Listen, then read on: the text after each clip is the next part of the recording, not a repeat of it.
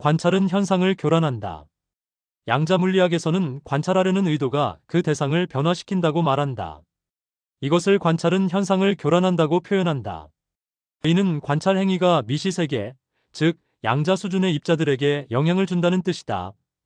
어떤 현상을 있는 그대로 관찰하고자 실험을 설계하면 그 실험 자체가 오히려 관찰 대상에 영향을 주어 본래의 모습을 왜곡한다. 예를 들어 소립자의 위치와 운동량을 동시에 측정할 수 없는 것도 이러한 이유 때문이다. 소립자를 관찰하기 위해서는 빛을 사용해야 하는데 이 빛 입자가 관찰 대상인 소립자에 영향을 미쳐 그것의 운동에 간섭하게 된다.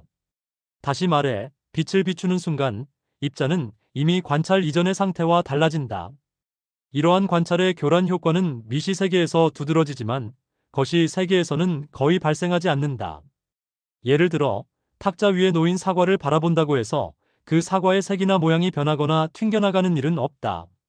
물론 극단적인 경우로 심리적 문제가 있는 사람이 자신이 누군가를 바라보기만 해도 눈에서 광선 같은 것이 나가 상대방에게 영향을 줄 수 있다고 믿는 경우가 있기도 하지만 그것은 심리적 현상이지 물리적 사실은 아니다. 그러나 이 관찰의 교란이라는 원리는 심리 현상에는 깊이 적용된다. 예를 들어 누가 질문하느냐에 따라 답변 내용이 달라질 수 있다. 한 청년에게 일주일에 몇 번 목욕하느냐고 물었을 때 질문자가 젊은 여성인지 중년 남성인지에 따라 그의 대답은 달라질 수 있다. 또는 일주일에 몇 번 목욕합니까? 라는 질문과 한 달에 몇 번 목욕합니까? 라는 질문은 본질적으로 같은 내용을 묻지만 그 방식에 따라 받는 인식과 반응은 달라진다. 더 나아가 누군가 자신을 지켜보고 있다고 느끼면 행동 자체가 달라진다. 사람들은 아는 사람이 아무도 없는 지방의 어느 골목길보다는 학생들이 많은 대학가에서 훨씬 더 예의 바르고 이타적으로 행동할 것이다. 마찬가지로 운동선수들도 관중이 있을 때 더 나은 기록을 내는 경향이 있다. 누군가 바라보고 있다는 인식만으로도 행동은 달라지는 것이다. 관찰이 내면의 마음에도 영향을 주는 방식은 매우 흥미롭다. 양심이 깨어 있을 때와 술에 취해 양심의 작용이 흐려질 때 사람의 마음은 전혀 다르게 움직인다.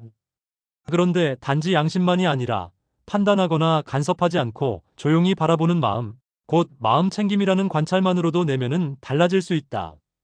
불안해하는 마음, 우울해하는 마음, 분노하는 마음조차도 그 상태를 있는 그대로 바라보면 바라보지 않을 때와는 다른 방식으로 흐르게 된다.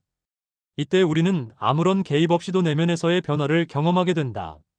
어떤 상태 속에 완전히 빠져 있을 때는 그 상태에 자동적으로 연쇄되는 반응에 휩쓸리기 쉽다. 그러나 한 발짝 떨어져 그 상태를 관찰할 수 있다면 그 연쇄 반응으로부터 자유로워질 수 있다. 그때 비로소 우리는 다른 선택을 할 수 있는 가능성에 눈뜨게 된다. 다만 여기서 주의할 점은 마음 챙김이 무조건 그저 바라보기만을 의미하지는 않는다는 것이다. 일상생활 속에서 마음 챙김을 실천할 때는 필요에 따라 필요한 조치를 취해야 한다. 다만 그 조치 또한 의식적인 알아차림 속에서 수행되어야 한다는 것이다. 행동하되 행동하는 마음을 알고 있어야 한다. 선택하되 선택하는 이유와 방향을 자각하고 있어야 한다. 이것이 마음 챙김이며 그것은 단순한 관찰을 넘어서 삶을 자각하는 태도이기도 하다.